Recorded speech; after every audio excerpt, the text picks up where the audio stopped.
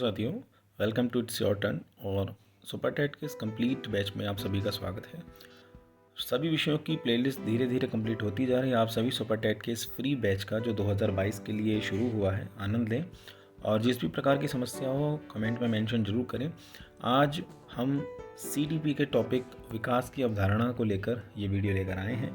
विकास की अवधारणा की हम चर्चा इस वीडियो में करेंगे। इससे पहले CDP में 2 वीडियोस और आई हैं, अगर आप उन्हें देखना चाहते हैं तो डिस्क्रिप्शन में उनका लिंक है। और बाकी सभी विषयों की महत्वपूर्ण टॉपिक्स की सभी playlist day by day, topic by topic धीरे धीरे हमारे चैनल पर आ रही हैं। अभी तक आपने अगर चैनल को सब्सक्राइब नहीं किया तो सब्सक्राइब करके बेल आइकन जरूर प्रेस करें। तो चलिए हम शुरू करते हैं आज की वीडियो। सबसे पहले हमारा जो है विकास की अवधारणा, उसमें कुछ मुख्य बिंदु पर हम देखते हैं कि विकास के अधिगम का सिद्धांत रिचर्डसन सीयर्स ने दिया और माना कि विकास और अधिगम धनात्मक संबंध है। देखिए, रिचर्डसन सीयर्स ने विकास के अधिगम का सिद्धांत दिया था। एक क्वेश्चन आपके एग्जाम में एक बार आ चुका है कि विकास के अधिगम का सिद्धांत किसने दिया था, तो वो आपका आंसर होगा रिचर्डसन सीयर्स ने दिया था। अब ये विकास के अधिगम का सिद्धांत है क्या, तो उन्होंने ये बताया कि विकास और अधिगम में धनात्मक संबंध है, यानी एक पॉजिटिव रिलेशन है। यदि विकास ज़्यादा होगा तो अधिगम भी वहाँ ज़्यादा देखने को मिलेगा, यानी कि जो अधिगम है वो विकास पर कहीं ना कहीं इसके साथ संबंधित है। अधिगम ज़्यादा तो विकास भी ज़्यादा, यदि विकास कम तो अधिगम भी कम होगा। ये सिद्धांत आपका रिचर्डसन सीयर्स ने दिया था, इसको इंपॉर्टेंट मार्क कर लीजिए आप। नेक्स्ट आपका विकासात्मक कार्य का संप्रत्यय। संप्रत्यय का मतलब भी यहाँ सिद्धांत लगा सकते हैं आप, ठीक है, यह अवधारणा कुछ भी रॉबर्ट होविंग-हॉस्ट ने दी थी। तो विकासात्मक कार्य का जो अवधारणा थी वो रॉबर्ट होविंग-हॉस्ट ने दी थी, और उन्होंने बताया था कि ये अवधारणा में ये था कि आपको उम्र के हिसाब से आपके जो कार्य हैं वो बदलते रहेंगे, विकास आपका बदलता रहेगा, ठीक है। इसके आगे हम बढ़ते हैं। कुछ महत्वपूर्ण परिभाषाएं जो परीक्षाओं में अक्सर पूछी गई हैं और पूछी जा सकती हैं। पहली जो परिभाषा है वो है स्किनर की। स्किनर ने विकास को लेकर कहा कि विकास एक सतत एवं धीमी प्रक्रिया है। तो स्किनर द्वारा कहा गया कि विकास एक सतत प्रक्रिया है, कंटिन्यूअस प्रोसेस है और धीमी, इसीलिए क्योंकि विकास जो है अपना एक अलग ही रूप लेकर चलती है। कभी यह धीमी होती है, किन्हीं क्षेत्रों में यह तेज़ भी होती है, तो इसको सतत, लेकिन होती है कॉन्टिन्यूअस है। नेक्स्ट आपका वुडवर्थ द्वारा। तो वुडवर्थ में आप ध्यान रख सकते हैं, वुडवर्थ ने बात करी वंशानुक्रम और वातावरण पर। तो वुडवर्थ ने कहा कि बालक का विकास वंशानुक्रम और वातावरण का गुणनफल है, क्योंकि वातावरण वंशानुक्रम का इसलिए गुणनफल है क्योंकि जो वातावरण का है उसका भी प्रभाव आपके विकास पर पड़ेगा, और आपका वंशानुक्रम जो आपकी हेरिडिटी है उसका भी प्रभाव आपके विकास पर जरूर पड़ता है। ये परिभाषा वुडवर्थ ने दी। नेक्स्ट आपका हरलॉक के द्वारा। तो हरलॉक ने कहा कि विकास विभिन्न क्रमिक परिवर्तनों की श्रृंखला है जिसके फलस्वरूप नवीन योग्यताओं एवं विशेषताओं का जन्म होता है।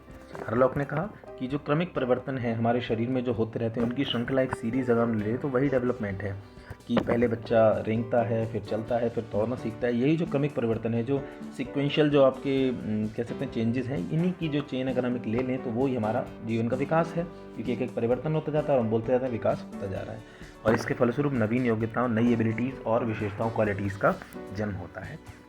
नेक्स्ट और मोस्ट इंपॉर्टेंट गेसेल की परिभाषा है। गेसेल ने कहा विकास एक अवधारणा से बढ़कर है। इन्होंने कहा विकास केवल एक अवधारणा नहीं है, एक कॉन्सेप्ट नहीं है, जिसका निरीक्षण, मूल्यांकन तथा शरीर रचना, अंग विश्लेषण, व्यवहारात्मक रचना तीनों रूपों में मापा भी जा सकता है। तो उन्होंने कहा एक अवधारणा नहीं है, इसका हम निरीक्षण भी कर सकते हैं, इसका मूल्यांकन भी कर सकते हैं, शरीर रचना द्वारा अंग विश्लेषण, व्यवहारात्मक रचना, इन तीनों रूपों में इसको विभाजित किया जाता है।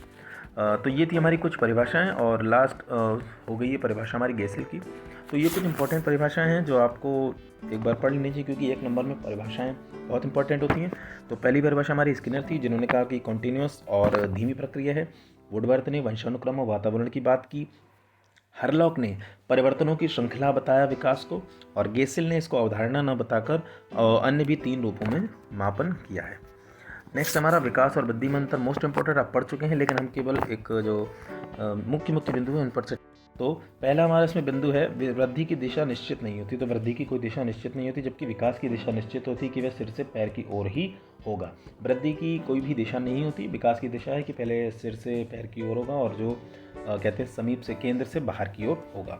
दूसरा हमारा वृद्धि कुछ समय बाद रुक जाती है। तो वृद्धि कुछ समय बाद रुक जाती है, आप एक समय बाद देखिए अभी हमारे हाथ पैर बढ़ना बंद हो गए, लंबाई बढ़ना बंद हो जाती है, लेकिन विकास आजीवन चलता रहता है। हम डेली कुछ ना कुछ विकास अपना करते रहते हैं, हम नया कुछ सीखते रहते हैं, नया कुछ लोगों को बताते रहते हैं, तो हमारा विकास जो है ये आजीवन चलता है।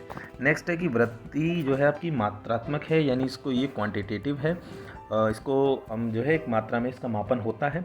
और विकास जो है गुणात्मक है, साथ साथ मात्रात्मक भी है, यानी ये क्वालिटेटिव है कि हम क्वालिटी देखकर बता सकते हैं कि ये विकास हुआ, लेकिन हम इसको कुछ क्षेत्रों को छोड़कर हम माप नहीं सकते कि कितना विकास हुआ। नेक्स्ट है वृद्धि का मापन होता है। हाँ, हम इसे माप सकते हैं वृद्धि में कि कितनी लंबाई बढ़ी, कितना भार बढ़ा, लेकिन विकास हमेशा माप पाना संभव नहीं है। हमेशा माप पाना, इसीलिए हमेशा वर्ड लगा, हमेशा माप पाना संभव नहीं। कुछ क्षेत्रों में हम विकास को जो है माप सकते हैं और वैसे विकास को माप पाना संभव नहीं। कुछ क्षेत्रों की अगर हम बात करें तो विकास को, जैसे कि प्रारंभ अवस्था में जब बालक के सिर का विकास होता है तो उसके वजन का हम मापन कर सकते हैं कि कितना जो है इसमें विकास हुआ है। और जबकि विकास को हर क्षेत्र में माप पाना संभव नहीं है कि आपने कितना जो है सीख लिया, कितने ग्राम सीख लिए इस तरीके से। नेक्स्ट हमारे विकास के कुछ महत्वपूर्ण सिद्धांत हैं जो अक्सर परीक्षाओं में पूछे जाते हैं, इन पर चर्चा होती है। तो आज हम बात करेंगे विकास के सिद्धांतों की। पहला सिद्धांत है निरंतरता का सिद्धांत। तो देखिए, निरंतरता के सिद्धांत क्या कहता है? निरंतरता का सिद्धांत हमसे ये कहता है कि विकास निरंतर चलता रहता है। हर रोज़ हम कुछ ना कुछ सीखते हैं, कुछ ना कुछ अपने में ग्रहण करते हैं, यानी विकास निरंतर चलने वाली प्रक्रिया है। यह हमें निरंतरता का सिद्धांत बताता है। नेक्स्ट हमारा है असमान गति का सिद्धांत। असमान गति का सिद्धांत कहता है कि विकास की गति असमान है। असमान कैसे कि शैशवावस्था में तेज होती है, बाल्यावस्था में धीमी हो जाती है, फिर जो किशोरावस्था में ये तेज हो जाती है। तो इस तरीके से कोई समान गति नहीं है कि धीमा ही चलेगा तेज ही होगा। अवस्था के अनुसार इसकी गति भी बदलती रहती है। थर्ड हमारा है अंतः संबंध का सिद्धांत। अंतः संबंध, इंटर रिलेशन, इसका क्या मतलब है? तो जैसा कि आप जानते हैं, अरस्तु ने कहा है कि स्वस्थ शरीर में ही स्वस्थ मस्तिष्क का निवास होता है। यानी शरीर जो है अगर स्वस्थ होगा तो मस्तिष्क भी हमारा स्वस्थ रहेगा। यदि शरीर स्वस्थ नहीं है तो चिड़चिड़ापन, काम में मन न लगना, ये सब रहेगा। तो ये बताता है कि जो विकास के सारे क्षेत्र हैं वो एक दूसरे से जुड़े हैं। यानी कि अगर एक विकास का क्षेत्र हमारा, मान लीजिए शारीरिक क्षेत्र हमारा स्वस्थ नहीं है, तो हम मानसिक रूप से भी थोड़ा सा ग्रस्त हो जाएंगे, तो उसका प्रभाव हम पर पड़ेगा। यानी विकास के जो सभी क्षेत्र हैं वो अंतः संबंधित हैं।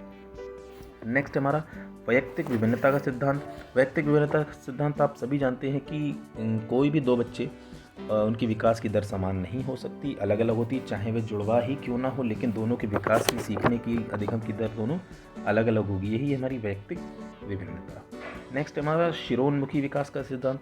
शिरोन्मुखी, इसमें आप समझ सकते हैं, शिरो का मतलब है सिर, ठीक है। तो सिर से पैर की ओर विकास हमारा चलता है, सिर से पैर की ओर। पहले हमारा सिर विकसित होगा, फिर नीचे धीरे धीरे पैर तक विकास पहुंचेगा। तो ये शिरोन्मुखी विकास का सिद्धांत है। ये पूछा जाता है कि विकास की दिशा क्या है? शिरोन्मुखी, सिर से पैर की ओर। नेक्स्ट है हमारा समीपो दूरस्थ विकास का सिद्धांत। ये क्या है? समीप से दूर की ओर विकास चलता है, यानी केंद्र से बाहर की ओर। पहले केंद्रीय अंगों का विकास होगा, है ना, उसके बाद विकास बाहर की ओर पहुंचता है। ये भी क्वेश्चन पूछा जाता है कि फिर है अगला एकीकरण का सिद्धांत। तो एकीकरण का सिद्धांत क्या है कि जो मान लीजिए विकास शुरुआत में जो है बच्चा किसी एक काम को करता है पूरे शरीर के द्वारा। मान लीजिए कोई खिलौना है, वो उठाने के लिए पूरे शरीर जो है उसमें लगा देता है, पूरे शरीर से जाता है। फिर बाद में उसको समझ में आता है कि ये जब बड़ा होता जाता है कि ये चीज़ तो हाथों से भी केवल उठाई जा सकती है। तो एकीकरण, उसको वो सारी चीज़ को सीख कर एक रूप में लगा देता है। पहले वह पूरे शरीर का उपयोग करता है, धीरे धीरे वह एकीकरण कर लेता है उसका, और सिर्फ अपने एक अंग के द्वारा उसको जो है पूर्ण कार्य को संपूर्ण कर देता है। यानी संपूर्ण शरीर से वह विशिष्ट अंग की तरफ चला जाता है। यह एकीकरण का सिद्धांत बताता है। अगला है हमारा वर्तुलाकार विकास का सिद्धांत। तो वर्तुलाकार, आप सभी जानते हैं, विकास की जो आकृति है वह वर्तुलाकार होती है। जैसे कि मान लीजिए हमने पौधा लगाया, वह पहले सीधा स्ट्रेट ऊपर दिशा में जाता है, फिर उस पर पत्ते आते हैं, फल आते हैं, फिर धीरे धीरे पत्ते चले जाते हैं, और जब वृक्ष की उम्र हो जाती है तब वह मुरझाने लगता है, नीचे को झुकने लगता है। यही मानव शरीर के साथ है वर्तुलाकार, कि पहले तो विकास सीधा होता है, फिर उसके बाद धीरे धीरे वह वर्तुलाकार आकृति में जाने लगता है। नेक्स्ट हमारा वंशानुक्रम एवं वातावरण के गुणनफल का सिद्धांत। तो हमने पीछे पढ़ा था, एक परिभाषा में बताई गई थी, विकास वंशानुक्रम और वातावरण का गुणनफल है। तो यही सिद्धांत भी है। विकास सिर्फ वंशानुक्रम पर नहीं या सिर्फ वातावरण पर नहीं, बल्कि वंशानुक्रम और वातावरण दोनों पर निर्भर करता है। तो वंशानुक्रम और वातावरण का सिद्धांत। अगला है हमारा सामान्य से विशिष्ट की ओर सिद्धांत। हमारा एक शिक्षण सूत्र है, विशिष्ट से सामान्य की ओर, जबकि विकास में सिद्धांत होता है सामान्य से विशिष्ट का सिद्धांत। यानी विकास सामान्य से विशिष्ट की ओर जाता है, यानी पहले सिर पर, फिर अन्य अंगों पर जाता है। पहले यह सरल होता है और उसके बाद ये विशिष्ट होता जाता है। अगला है हमारा समान प्रतिदर्श और नमूने का सिद्धांत। ये सिद्धांत क्या है? तो विकास का प्रतिदर्श समान होता है। प्रतिदर्श का मतलब दुनिया के सभी बच्चों में अगर हम देखें तो विकास एक ही तरीके का होता है। ऐसा नहीं है कि दूसरे देशों के बच्चे पहले जन्म के बाद और नए काम करना शुरू कर देते हैं, वो भी पहले रेंगना, फिर चलना और फिर दौड़ना सीखते हैं। यानी प्रतिदर्श सभी में क्या होता है, समान होता है। अगला है हमारा निश्चित क्रम का सिद्धांत। ये आपको समझ में आ रहा है कि विकास का एक निश्चित क्रम होता है, जो पहले से निश्चित होता है, उसको बदला नहीं जा सकता है। अगला अविलोम्यता का सिद्धांत। अविलोम्यता का सिद्धांत क्या कहता है कि विकास की दिशा उल्टी नहीं होती है, इसलिए अविलोमीय है ना। विकास की दिशा सिर से पैर है तो वही रहेगी, इसको हम अविलोमीय नहीं कर सकते कि दूसरे बच्चे में देखा जाए कि विदेश के बच्चे या दूसरे राज्यों के बच्चे, उनमें विकास की दिशा अलग होगी, नहीं, अविलोमीय है, सभी में एक सा रहेगा। और लास्ट हमारा है भविष्यवाणी पूर्व कथनीयता का सिद्धांत। ये सिद्धांत क्या कहता है कि विकास की भविष्यवाणी कर सकते हैं। जैसा कि हम लोगों ने ऑब्जर्व किया कि पहले सिर विकसित होता है, फिर धीरे धीरे पैर तक विकास जाता है, तो हम भविष्यवाणी कर सकते हैं कि जो है इस बालक, ये पहले रेंगना जब चल रहा है, धीरे धीरे चलना सीखेगा, फिर धीरे धीरे दौड़ना सीखेगा। तो इस प्रकार से हमें जब, जैसे कि हमने अविलोम्यता का सिद्धांत है कि विकास की दिशा उल्टी नहीं होगी, विकास पहले से निश्चित है, तो इन सब चीज़ों को मिलाकर हम उसकी भविष्यवाणी, पूर्व कथनीयता बच्चे की बता देते हैं। सभी लोग आप देखते हैं नॉर्मली हम इसकी विकास की भविष्यवाणी हो जाती है। तो ये भविष्यवाणी और पूर्व कथनीयता का सिद्धांत है। ये हमारे कुछ सिद्धांत थे, 14 प्रकार के सिद्धांत हैं। आप एक बार सभी को देख सकते हैं, जिनमें है निरंतरता, समान गति, अंतः संबंध, वैयक्तिक विभिन्नता, श्रेयोन्मुखी, समीपो दूरस्थ, एकीकरण, वर्तुलाकार, वंशानुक्रम, सामान्य से विशिष्ट, समान प्रतिदर्श, निश्चित क्रम, अविलोम्यता, भविष्यवाणी। और इसके बाद हम आते हैं विकास को प्रभावित करने वाले कारक कौन कौन से हैं। तो आप सभी जानते हैं विकास विभिन्न कारकों से प्रभावित होता है। जैसे आयु है, तो ये तो सिंपल सा जानते हैं कि आयु विकास को प्रभावित करती है। कैसे? क्योंकि हर विकास अपनी एक आयु में आता है। आप चाहें कि छोटे बच्चे का जो है सीधे वह लिखना सीख जाए, तो नहीं है, पहले वो पकड़ना सीखेगा पेन को, उसके बाद चलाना, फिर लिखना सीखेगा। उसके बाद ये ग्रह शक्ति नहीं होगा, यहाँ पर ग्रहण शक्ति होगा, कि जिस प्रकार की ग्रहण करने की शक्ति होगी उसी प्रकार से विकास प्रभावित होगा। तो ये ग्रहण शक्ति प्रभावित करने का कारक है लिंग। आप सभी जानते हैं लिंग पूर्वाग्रह के बारे में कितना पढ़ा है। लिंग का भी जो है प्रभाव पड़ता है, बालक बालिका में विकास अलग अलग होता है, तो विकास को प्रभावित करने में लिंग का भी योगदान है। विद्यालय, अगला है विद्यालय। तो आप जानते हैं विद्यालय भी विकास को प्रभावित करने में बहुत ही महत्वपूर्ण योगदान निभाता है। फिर है पोषण। अधिगम, जिस प्रकार से पोषण होगा अधिगम पर विकास पर उतना ही प्रभाव पड़ेगा। अधिगम जो हम सीखते हैं उसी के अनुसार विकास पर भी प्रभाव पड़ता है। सहपाठी, वंशानुक्रम, प्रजाति, बुद्धि। तो सहपाठी आप जानते हैं कि अपने समूह के लोगों से विकास पर प्रभाव पड़ता है। प्रजाति है, तो आप सभी जानते हैं कि प्रजाति का प्रभाव पड़ता है कैसे। तो श्वेत और अश्वेत प्रजाति पर पियर्सन ने अध्ययन किया था और बताया था कि दोनों में अलग अलग प्रकार से विकास की दर, विकास का जो क्रम है। और अगला है हमारा बुद्धि। बुद्धि का भी जो है जिस प्रकार से बुद्धि होगी इस प्रकार से विकास पर प्रभाव पड़ता है। और ये लास्ट टॉपिक है वह है विकास के फलस्वरूप होने वाले परिवर्तन। विकास के फलस्वरूप कौन कौन से परिवर्तन होते हैं?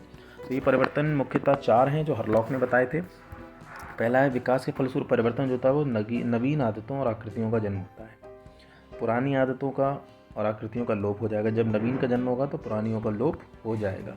फिर है अनुपात में परिवर्तन, लंबाई और वजन में परिवर्तन। तो देखिए विकास से नवीन आदतें, नई आकृतियों का जन्म होता है और जब उनका जन्म होगा तो पुरानियों का लोप हो जाएगा। अनुपात में परिवर्तन, अनुपात में परिवर्तन कैसे आएगा कि पहले आप देखते हैं जन्म के समय बच्चे के सिर का और बाकी शरीर का अनुपात अलग होता है। क्या बाद में भी यही रहता है? नहीं, तो बाद में वह बदलता जाता है जब विकास होता जाता है। और लंबाई, वजन आदि में परिवर्तन, ये तो आपने मूलतः देखा ही होगा कि हमारी लंबाई, वजन और इन सब में परिवर्तन होता है। तो विकास के फलस्वरूप ये मुख्य 4 परिवर्तन थे। विकास जो है इस प्रकार से परिवर्तन जो है लाता है। और इसके आगे के कुछ टॉपिक्स हैं जो हम अगली वीडियो में आपको लेकर आएंगे। विकास के अवधारणा को पूरा कंप्लीट कर देंगे। तो ये पार्ट 1 था एक तरीके से। आपने वीडियो को देखा होगा और मेरे चैनल को सब्सक्राइब, वीडियो को लाइक ज़रूर करें। अगले पार्ट में हम विकास की अन्य अवधारणाओं पर चर्चा करेंगे।